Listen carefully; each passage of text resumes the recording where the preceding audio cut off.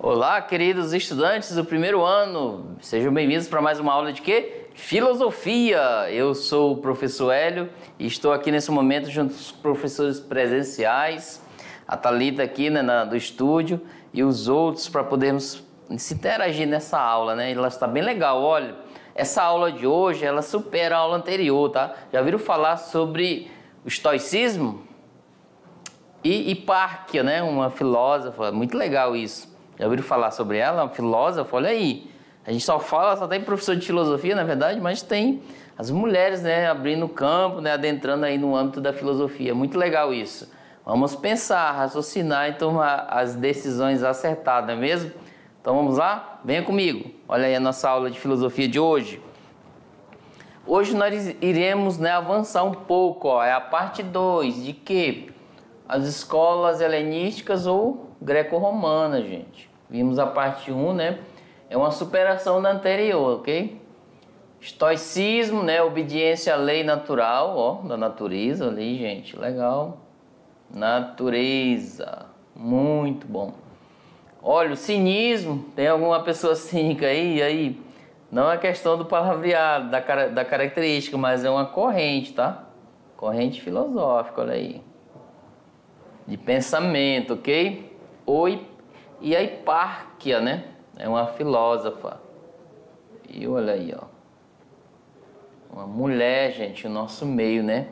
Então vamos lá, essa é a nossa aulinha de hoje, ok? E dentro dela temos algumas habilidades, ó, duas, para mais dizer. Vamos aprender depois dessa aula, ler alguns textos filosóficos e não filosóficos de modo significativo. Você vai ter uma visão, né? Mais assim significativa com as coisas, com os textos de filosofia. Irão perceber se o texto é filosófico ou não. E também você vai poder articular conhecimentos filosóficos de diferentes, né, conteúdos, de modo discursível com as ciências naturais, arte e outras produções, não é verdade? Então nós vemos nesse meio para isso. E qual o tema de hoje? Olha lá o tema de hoje. Vamos lá, olha aí. Vamos adentrar um pouquinho nesse tema? Muito legal, gente. Olha aí, ó, é a parte 2, ó. Nós vimos na aula anterior a parte 1, né? Agora é a parte 2 de quê? Das escolas, gente. Escolas helenísticas e greco-romanas. Vamos ver o que eles influenciaram, o que eles trouxeram de bom, né? O que eles deixaram, né, para o futuro aqui na atualidade. Que o helenismo nós percebemos que deixaram, né? Agora vamos ver esses outros. Ó, vocês veem nas escolas, né? Eles estão aí, ó, reunidos. Os pensadores eram assim. Eles se reuniam em lugares abertos para debater, para dialogar sobre vários temas, né, no âmbito das ciências, da filosofia, da biologia, da saúde, etc. Então, por isso que estamos aqui, ó, nesse debate. Vocês aí no âmbito, né, de casa ou na escola, na comunidade indígena ou quilombolas, né, um abraço para vocês. E os professores presenciais também estão aí com vocês. Estamos criando esse debate, assim como os pensadores, olha lá. Muito legal isso, de maneira diferente, mas estamos dialogando. Então, se surgir uma questão para debater de filosofia, mande para a gente poder tentar, né, ajudar nesse ponto, tá? Vamos lá, continuando, olha aí. O estoicismo, né? O que é o estoicismo? A gente vai ver a questão da obediência à lei natural. O que é a lei natural, não é verdade? O termo estoicismo tem sua origem na palavra grega estoa. Ó, isso é grego, tá? Estoa, né? Que significa pórtico. Local, né, onde os membros da escola se reuniam. Então é um local. As pessoas estavam lá para se reunir. Ok? O estoicismo, né, foi fundado por quê? Zenão de Cício. Cício, né, mas a gente se lê aqui, ó, né? Cício. Que é latim, tá? Latim, TI se pronuncia C. O estoicismo fundado a partir das ideias de quem? De Zenão, de Cício. Lá no século 3 a 2 a.C. Foi essa corrente do estoicismo, foi a corrente filosófica de maior influência no período que helenístico. Então tá aí, ó. A parte 2 ela fala. Nós vimos sobre o helenismo, né, o epicurismo, etc. Os representantes dessa escola eram conhecidos como que estoicos e defendiam a noção de que toda realidade existente é uma realidade racional. Gente, toda realidade existente, eles defendiam, a escola aí dos estoicos, era a unidade racional, porque é racionalizado pelo ser humano, na mente, né? Nada era fictício, imaginário, nada de ver, visões, etc. Mas toda a realidade deles era nesse âmbito. Também eles têm influência na questão da natureza, que a gente vai adentrar agora e perceber qual o tipo, né, de racionalidade que envolve a questão da natureza. O que o homem tem a ver com o racional, né, o pensamento da mente humana, com a natureza, com aquilo que está em volta. Então, continuando, olha lá. Todos os seres vivos, todos os seres, os indivíduos e a natureza fazem parte de quê? Da realidade racional, gente. Olha aí, todos. Sabe por quê? A realidade racional é aquela que eu raciocino. Todos os seres que eu percebo, que eu vejo, faz parte da realidade racional. Os astronautas hoje, na contemporaneidade, eles estão buscando novas possibilidades de organismos vivos no planeta Marte. Quando descobrir esses seres, vai fazer parte da realidade racional humana daqui da Terra. Porque nós trouxemos para a nossa realidade de raciocínio humano. Passamos a conhecer. É nesse sentido, tá? Ok? Continuando, olha aí. Segundo esses pensadores do estoicismo, o que chamamos de Deus, nada mais é do que a fonte dos princípios racionais que regem a realidade. Tá? Deus é a fonte dos princípios racionais que regem, né, o quê? A realidade em torno. Além disso, o Zenão, o Zenão, nós falamos dele agorinha, e os estoicos defendiam a indiferença e autocontrole, aceitação dos acontecimentos da vida. Por exemplo, se caiu um tsunami, né, aí na minha casa, onde eu moro, eles devem aceitar, é indiferente, isso é comum, acontece, é natureza. É uma aceitação, inclusive, das coisas negativas, tá? O ideal de vida é viver o quê? De acordo com a natureza. Tem muitas religiões, né, hoje, na atualidade, que tem essa influência. E você aí no sítio, né? Olha só, vamos adentrar agora. E você aí no sítio, vocês vivem de acordo com a realidade da natureza? Vocês vivem regendo o curso natural da natureza aí? Vocês percebem, né? Vocês têm um ambiente muito adequado para perceber a questão do natural. Os rios, as fontes, as enchentes, o que mais? As árvores, os ventos que batem nas árvores, isso é maravilhoso. As aves, né, que cantam. E às vezes você precisa desmatar ali para poder construir. Então vocês vivem como? Você tem harmonia. Quando você quer estar só, em solidão, você vai até a natureza, até no chafariz, né, e próximo. Com certeza vocês têm, né? Aí a comunidade indígena, quilombola, né? O pessoal rural, vocês têm um local próprio para você estar sozinho e tomar as decisões. Isso é legal, olha só. Essa sintonia que você faz, você está sintonia com a realidade racional que, segundo o estoicismo, Deus. Uma fonte, um princípio gerador. Qual o lugar que você faz isso? Você quer estar sozinho. Você tem um conflito, né, ali em casa ou com os amigos, aí vai lá, eu quero estar sozinho no meu canto. Será que você vai lá na montanha, em cima da árvore? Você vai aonde? Lá, atrás da aldeia, na escola, no cantinho. Você quer estar só, né, na solidão. Então é mais ou menos essa ideia. Eles buscam, né, a questão de estar em harmonia com aquilo que é natural. É claro que a sua maneira, né, de agir, de sair daquele problema, daquele conflito que teve ali, tá só, você quer refletir, né? É muito legal isso. Mais ou menos essa ideia, tá? Por aí. Vamos lá, continuando ali. O ideal de viver, gente, é de acordo com a natureza, uma vez que ela é um todo sólido, tá? Então, lembra Gaia lá, né? A Terra é um todo sólido, dirigido por um quê? uma razão universal, geral. Aí eles colocam antes, né, que é Deus. Daí a racionalidade, né, nossa mente, do mundo, se funda no quê? Numa atividade. Essa atividade de uma inteligência que perpassa todas as coisas. Então ela vai além, ó. Esse racional aqui vai além. Você tem uma visão de horizonte, né? Ampla. Daí o homem sabe, obedece à lei natural. Essa lei, né? Que é da natureza. Reconhecendo-se como uma peça na grande ordem e propósito do universo. Gente, em algum aspecto as pessoas já pararam para te perguntar quem você é. Olha aí, ó, nessa ordem, né? Do universo. Muitas pessoas perguntam para você quem você é. Eu, cosmologicamente, tenho um cosmo, né? Lembra que nessa criação do cosmo, do mundo, eu sou uma fagulha, né, estelar, né, do planeta, do universo. Uma fagulha, né? Como se fosse um grão de areia no deserto ou um pingo d'água no mar. Então é nesse ponto, tá? Ó, olha lá.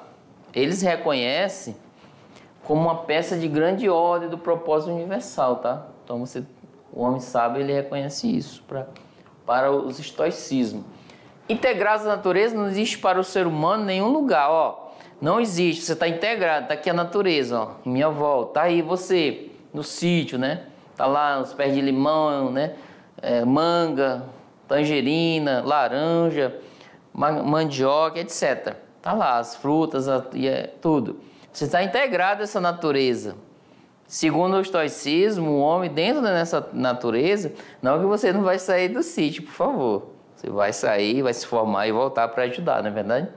Mas assim, a natureza em si, em toda a parte que você está, não tem outro lugar que o homem vá. O estoicismo pensa isso, que você não tem outro lugar que você vai sair. Você saiu dessa natureza e volta para ela, ao ponto de que o ser humano nasce, depois vira terra, né? Ele é enterrado na própria terra. Alguns têm outro destino, mas o principal é enterrado, né? Ou seja, o homem, inclusive, tem umas passagens no âmbito da Bíblia cristã que diz que o homem veio ao barro, né? Do barro e volta ao barro. Ele, né? Seu destino. É uma contingência, gente. Nós não existimos. Passamos a existir. Tá aqui o professor Hélio, não existia, passou a existir, o professor Luciano e etc. Mas deixaremos futuramente, né, lá pelos, acho que 98 também tá bom, né? Deixarei de existir. Ou seja, algumas imagens, algumas memórias virão lembrar de mim, mas é assim a contingência, tá? Olha o tênis do professor Hélio, um dos mais baratos, né? Mas ele não existia, passou a existir, ó, tá aqui nos meus pés. Aqui uns 10 anos, né, que eu uso nesse período, ele vai deixar de existir, o tênis. Assim somos as pessoas, é verdade? Olha lá, continuando aí. Integrados à natureza, não existe para o ser humano nenhum outro lugar para ir ou fugir, além do próprio mundo em que vivemos, segundo o estoicismo, tá? Somos deste mundo. Ao morrer, nos dissolvemos neste mundo, onde nascemos, né? E para ele voltamos. Não dispomos de poderes para alterar substancialmente a ordem universal do mundo. Quem tem poder para alterar isso? Mas por meio da filosofia podemos compreender e viver segundo ela. Olha aí, gente. Quem tem poder para mudar o tempo, né? Para poder não chover hoje, né? Amanhã, etc. E outra coisa, né? Segundo o estoicismo, não temos esse poder para alterar o curso da natureza. No sentido de eu dizer querer isso ou aquilo, tá? Mas podemos compreender através da filosofia. Compreender a natureza, o curso que ela faz, né, o seu ritmo, o seu equilíbrio e viver conforme ela é. O estoicismo, ele queria isso, em harmonia com a natureza. Não degradar, né, não viver como se fosse hoje a palavra correta, sustentabilidade, em sintonia nesse mundo. Respeitar a natureza e os seres vivos em volta, né, o ser. Respeitar o próximo, etc. Vamos lá, continuando? Olha lá. Em vez do prazer, olha só, já tirou um pouco do epicurismo, ó. Em vez do prazer do epicuristas, Zenão propõe o quê? O dever. Gente, ó, às vezes só quer direitos, né? Olha o Zenão colocando os deveres. Vinculado o quê? A compreensão da ordem cósmica, gente, como o melhor caminho para a felicidade. Gente, ó, nada mais é do que respeitar a ordem cósmica do universo. E aqui no planeta Terra da natureza. Não adianta eu querer alterar o curso, né? Um exemplo, só um exemplo, não estou condenando ninguém, mas é o desmatamento, desregrado. Claro que nós precisamos desmatar alguma coisa para plantar e fazer nossas habitações para morar, né? Na madeira, etc. Mas aquele desmatamento desregrado prejudica o equilíbrio para o estoico, né? Eles não querem isso, ou seja, tem que respeitar. Para quê? Que o homem encontre o quê? A felicidade. O que é a felicidade? A pergunta é essa. A pergunta interativa de hoje. O que é a felicidade? O que você entende por felicidade? O que você procura hoje? Ser feliz, prazer, né? Harmonia com as coisas, respeito, etc. Tá aí, ó. O Zenão propõe não prazer, só direitos, né? Mas o dever, o respeito pelo próximo, pela natureza, etc. O meio ambiente é um foco, né, principal. Questão da ética, comportamento ético para respeitar o meu planeta. Por que eu tenho que ir atrás de outro planeta longínquo, tão complexo, se eu não posso cuidar do meu espaço? Começa aí, ó, no sítio, aí na aldeia, começa a preservar, a cuidar. As coisas pequenas, né? Vamos lá, continuando, olha aí. É feliz aquele que vive segundo sua própria natureza. Ó, o estoicismo dá uma receita aqui, ó. Se você quer buscar a felicidade estoica, é feliz quem vive segundo a sua própria natureza, a qual, por sua vez, integra a natureza do universo. Ó, a natureza ser humano, né? A natureza dele é essa aí. Ele se encaixa no universo, que é a natureza grande, e acha a felicidade. Aqui, gente, pode-se dizer que ele tem que ter o quê? Uma harmonia. Vocês já perceberam que tem religiões assim, tá? Essa harmonia com a natureza, né? O bem-estar. Daí, ó, os estoicos defendiam o quê? Uma atitude de austeridade, gente, físico e moral. Baseada em quê? Em virtudes como a resistência ante o sofrimento, a coragem ante o perigo, a indiferença ante as riquezas materiais. Olha aí, muito legal, né? Daí o ideal perseguido era o quê? Um estado de plena serenidade. A chamada de quê? Ataraxia. Gente, o ideal objetivo dos estoicos era esse. Ó. Já identificaram qual religião é assim? Qual forma, né, de se viver assim? Não só na religião, muitas pessoas buscam esse caminho para viver. Essa serenidade, né? Essa harmonia com a natureza. Para lidar com o quê? Com os sobressaltos da existência. O que é isso? As dores, as doenças, etc. Fundada na aceitação e na compreensão do quê? Dos princípios universais que regem toda a vida. Né? Não tem pessoas que às vezes querem criar um desequilíbrio na natureza, no universo? Os estoicos não. Tem que ter um princípio universal, tem que ter esse equilíbrio, buscar voltar ao equilíbrio, ou seja, através do respeito, dessa harmonia. Eu tenho harmonia com a natureza, eu sou feliz. Mais ou menos essa ideia, tá? Vocês já perceberam, né, que na atualidade tem pessoas que vivem assim, que buscam, né, esse equilíbrio. Eles são radicais, tá? Eles é daqueles que têm mais ou menos, não, eles são mesmo adentrados na radicalidade.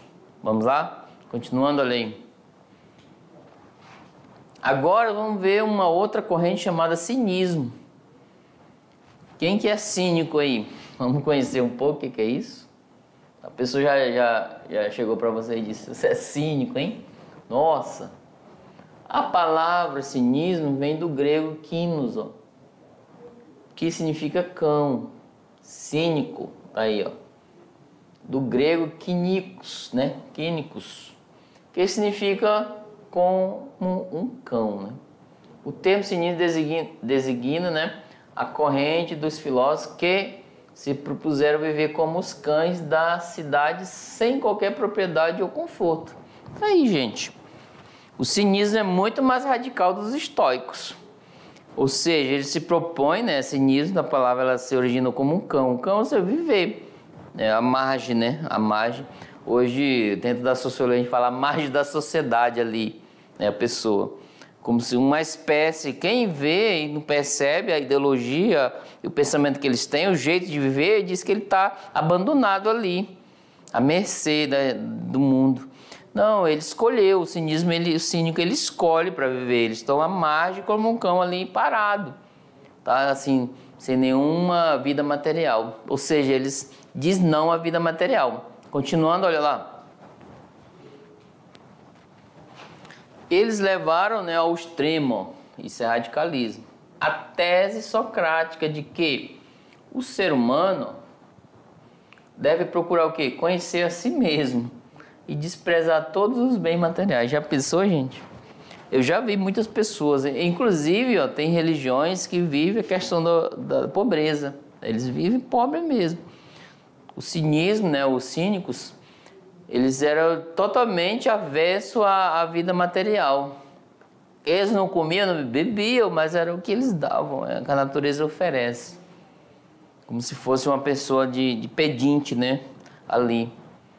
Mas ele desprezava totalmente as coisas, os luxos, etc. Era o jeito de viver, a forma, né? Hoje no capitalismo a gente não busca, né, a ter uma vida melhor.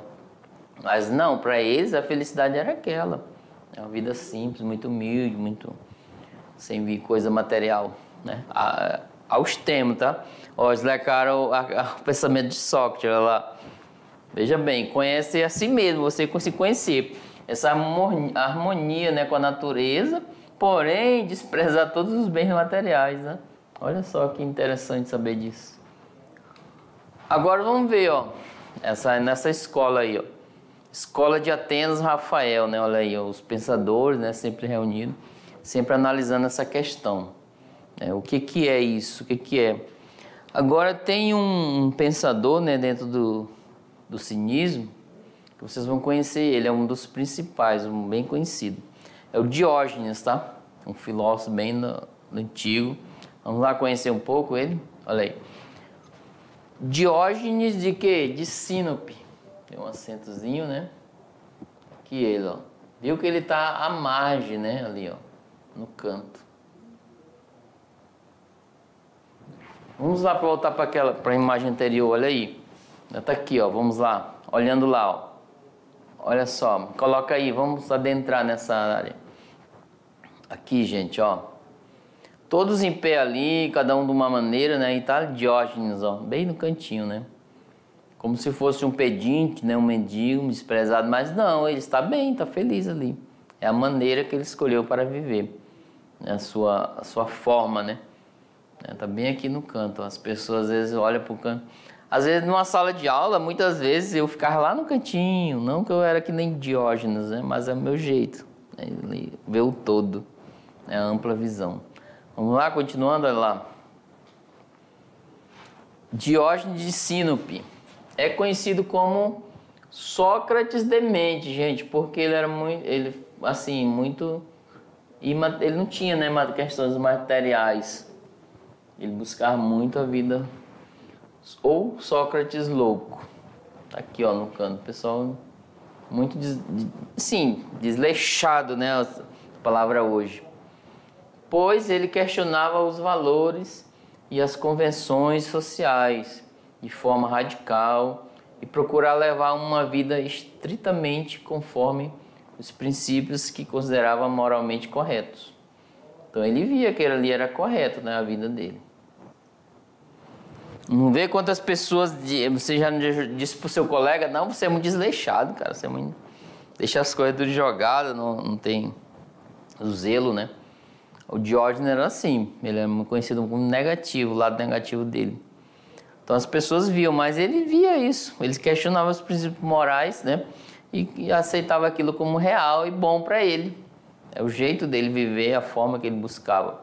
Dentro do cinismo, esse é um cínico, tá? Uma corrente que perdurou depois do helenismo, depois do estoicismo, né? Vamos lá, continuando, olha lá. Vivendo em uma época em que as conquistas de Alexandre, né? Aí, promoveram o helenismo, que mesclou culturas e população. Mesclar, gente, é juntar, tá? Alexandre o Grande, onde ele ia, tinha um lado dele que dizem que os escravos eles levavam com ele para viver, né? Muitos. Ó, Diógenes, no período de Alexandre o Grande, também não tinha apreço pela diferença entre grego e estrangeiro. Conta-se que quando lhe perguntaram qual era a sua cidadania, aí o Diógenes respondeu: sou cosmopolita. Gente, hoje essa palavra cosmopolita ela é boa, né? De boa visão, ó. Diógenes aqui. Ó, sou cosmopolita, ou seja, cidadão do mundo, eu aceito todas as culturas. Eu procuro conhecer, por exemplo, se eu for lá no outro estado, no Mato Grosso, não vou jogar minha cultura de Rondônia para eles e impor. Eu conhecer a cultura deles. Se eu for no Amazonas, né, eu não vou querer impor minha cultura para eles. Eu sou cosmopolita, eu vou conhecer, eu vou aceitar, eu vou provar e etc. Muito legal isso, não impor a minha cultura sobre a outra, para não criar um etnocentrismo, mas é aceitação, né, viver, conhecer. Nossa, eu não preciso pegar aquela cultura para eu, né, enculturar em mim, não, vou conhecê-la. Estou ali, eu vou conhecer um pouco sobre ela. É verdade? Olha aí. Então Diógenes respondeu que ele é cosmopolita. E você é um cosmopolita? Ou cidadão do mundo? Há muitas histórias de sabedoria sobre ele, né? E humor sobre o Diógenes. Uma delas conta que ele morava em um barril. Tá aqui, ó. Gente, a simplicidade era extrema, tá? Certa vez, ó, o Alexandre Magno foi visitá-lo. Olha aí, ó, essa imagem aqui, ó. Ó, o Alexandre, né, o Magno foi visitá-lo. Tá aqui o próximo ao barril, o Diógenes. Alexandre o Grande perguntou para ele, que eu, como imperador, né, Alexandre, né, Grande, o que eu posso fazer por você, Diógenes? Que o Diógenes também era conhecido, tá? Ele não era um mendigo abandonado, não.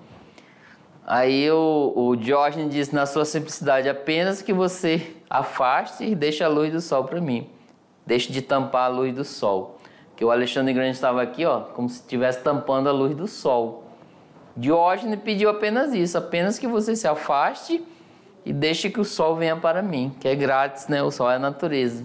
Muito legal a simplicidade. Vamos ver o que o Alexandre achou disso. Olha aí. O que ele diz, ó, para o Alexandre? Sim, pode sair da frente do meu sol. Aqui, ó. Como se o sol estivesse aqui, né? Aí ele veio, né? Ele é um conquistador, né? Lá das terras. Perguntou para Diógenes o barril dele. Ele diz, ó, apenas, né? Pode sair da frente. Diz a lenda que Alexandre, impressionado com o desprezo do filósofo pelos bens materiais, teria comentado, se eu não fosse o Alexandre, queria ser quem? Diógenes.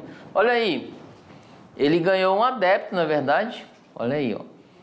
Diógenes, né, com a sua simplicidade, radicalidade de viver o mundo. Hoje em dia a gente vê as pessoas, né, joga na rua, pedinte, morador de rua. Muitas vezes a gente se afasta dela, não quer nem conversar. Aí o Alexandre percebeu lá, também ele deveria já ser conhecido lá pelas suas histórias de sabedoria. Aí ele pediu apenas que saísse do meio para o meu sol, né, a luz do sol. O Alexandre diz, ó, se eu não fosse o Alexandre, o Grande, né, eu seria quem? Diógenes. Olha só, né, esse dito aí. Ou seja, pelo jeito ele gostou do que a questão radical a resposta que Diógenes deu para ele. Ó, afasta aí do meu sol apenas. Às vezes a pessoa, tu quer ajudá-la e ela não quer nada imenso. Um exemplo é a nossa mãe. Se você perguntar para ela, eu pergunto à minha mãe, o que ela quer ganhar de presente? Ela disse, meu filho, um abraço. Coisa simples, né? Ela não pensa nada em grandeza, mas apenas um abraço. Então você dá o coração para a mãe, né? Muito legal. Essa harmonia, esse abraço, esse comportamento. Isso às vezes a simplicidade ela basta em nosso meio. E também os cínicos, eles ensinam muito a questão de eu valorizar as brincadeiras do dia a dia, nascente do humano. Por exemplo, pular corda, brincar de correr, de pegar o outro, pega-pega. Muitas dessas brincadeiras estão esquecidas hoje. As pessoas ficam mais no celular e esquecem essa questão da simplicidade, da harmonia, da interação. Então eles ensinam muito isso, ó. Nossa, eles eram tão radicais, né? E hoje eu penso mais na vida material. É necessário, gente, uma vida material, mas não que ela seja o ideal para a sua vida, o principal. Porque o principal em si é você viver a vida com as pessoas, não desprezar ninguém, né? Então essa é a questão. Eu corro atrás do dinheiro, eu quero meu salário, claro, mas não que seja isso o principal, né? Ele é essencial, sim. Meu salário é essencial para eu viver. Mas tem outras coisas essenciais também, tá? E o principal, devo valorizar mais a questão do outro, do próximo, ok? Então vamos aprender um pouco a lição, né? Com o cinismo, né? Olha lá, o que temos mais sobre ele? Gente, olha aí. Lembra que eu falei que existe uma filósofa, né, adentrando no meio da filosofia? Tá aqui ela, ó. As mulheres aí, ó. Então vamos, vocês estudantes aí do primeiro ano, vamos procurar adentrar mais no âmbito da filosofia. Muito legal. Porém, ela é desprezada, tá? Naquele tempo. Como hoje, algumas mulheres sofrem preconceitos, né? Machistas e etc. Mas o pessoal não aceitava muito ela como filósofa.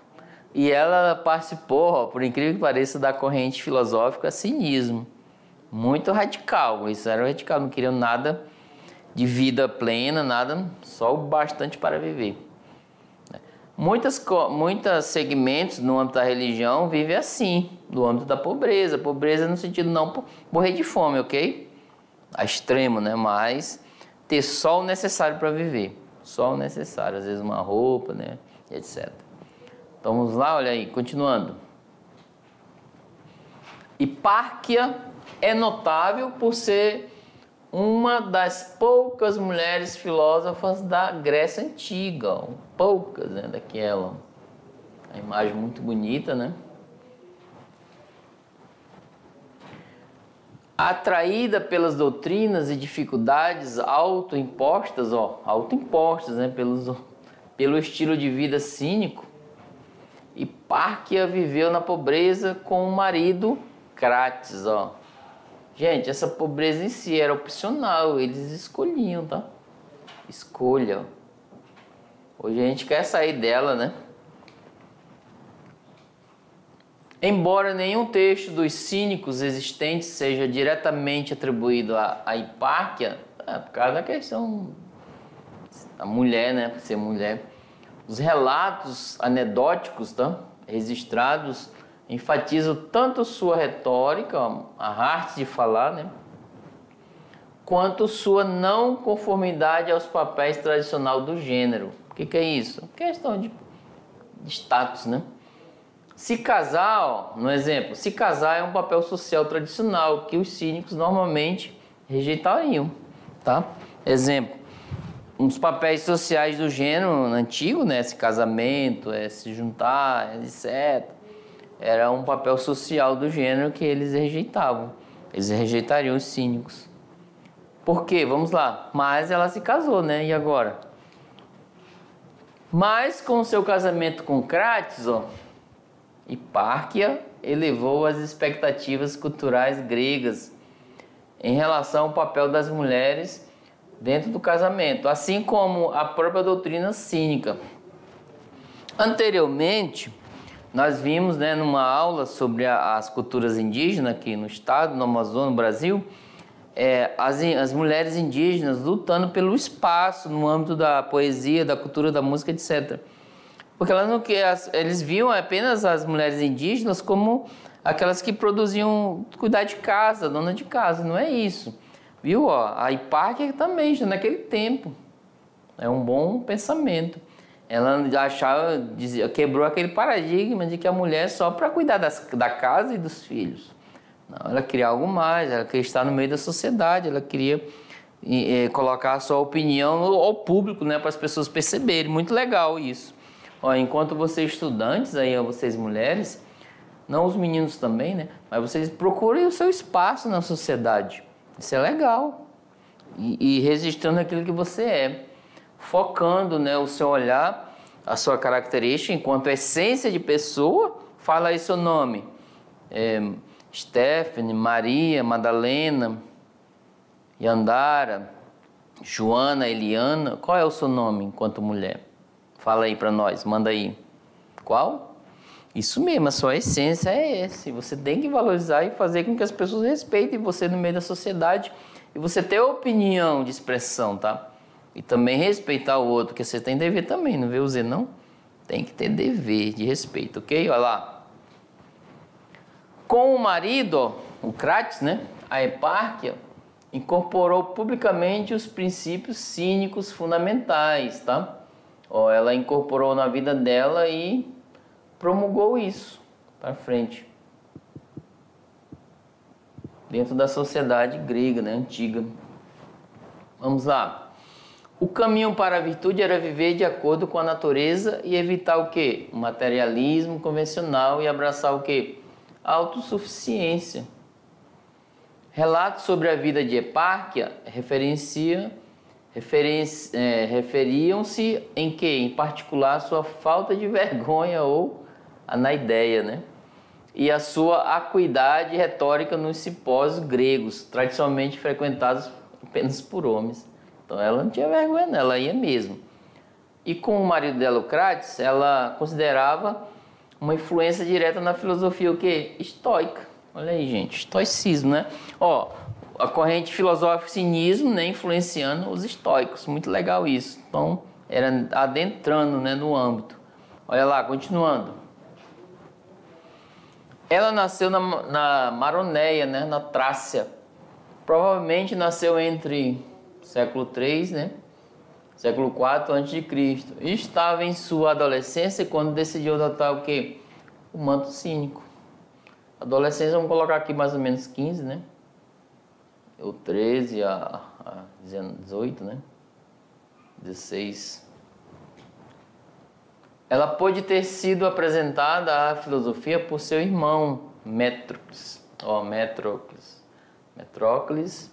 que foi aluno de quem? De Liceu de Aristóteles. E depois começou o quê? A seguir Crates. O irmão dela seguiu Crates e apresentou ela. A maior parte de nosso conhecimento sobre Hipárquia vem de quê? De anedotas e ditos repetidos por quê? Autores posteriores. Porque na época ninguém queria escrever, né, sobre ela. Vamos dizer que eles queriam esquecer, né, por ser mulher. E por trazer algumas influências, né, para o meio. A decisão de Hipárquia de se tornar uma cínica foi surpreendente, por causa do desrespeito cínico pelas instituições convencionais e pela extrema dificuldade de seu estilo de vida. Então ela era, assim, vivia simples. É um viver simples, humilde mesmo, só com uma roupa do corpo ou algo mais só. A disposição de se casar com Crates também era incomum, considerando que o casamento é uma instituição social do tipo normalmente rejeitado pelos cínicos, tá? E os cínicos anteriores, como Diógenes, o radical, né, e Antístenes, sustentava que o filósofo nunca se casaria. Já pensou? Nunca, jamais. Então era o pensamento deles, né? Eles pensavam isso, tá? Vamos lá. Então é nesse patamar, ela faz diferença no meio da mulher. Vamos lá, continuando a lei. Daí por diante, né? Hipárquia também é famosa por uma discussão com Teodoro, o ateu, né? Um filósofo cirenaico, né? Desafiava, né, a legitimidade de sua presença em um simpósio. Ele questionou sua presença citando um verso de Eurípides. Quem abandonou a lançadeira junto ao tear? Ó, que é a roupa, né? A Hipárquia respondeu ela, né? Ó, ele criticou que ela abandonou o tear, que é o fazer da mulher, né? Em casa. Fui eu, Teodoro, mas acreditas que tomei uma decisão errada se dediquei à minha educação? O tempo que teria dedicado ao tear? Olha aí. Será que ela se arrependeu disso? Nesse patamar, não é verdade? No antigo contexto cultural grego, as mulheres de sua classe social normalmente se ocupavam em tecer, tear, né? E organizar os criados domésticos. dos domésticos. E a rejeição de Hipárquia das expectativas convencionais para as mulheres era bastante radical. Hipárquia é a primeira filósofa sobre a qual temos alguns registros históricos além do nome. Já na antiguidade, seu valor e contribuição foram reconhecidos. Segundo relatados, sua cidade teve o nome alterado em sua homenagem. Então, vocês viram aí, ó, dentro da corrente filosófica cinismo, uma mulher que fez a diferença, lutou. A mulher não é só dona de casa, a mulher tem que estar no meio da sociedade, dar opinião. E hoje nós vimos mulheres aí no âmbito da política, da religião, com seus direitos e deveres, etc. Então, vamos lutar. Até a próxima. Não sai daí não que tem mais, tá? Tchau, tchau.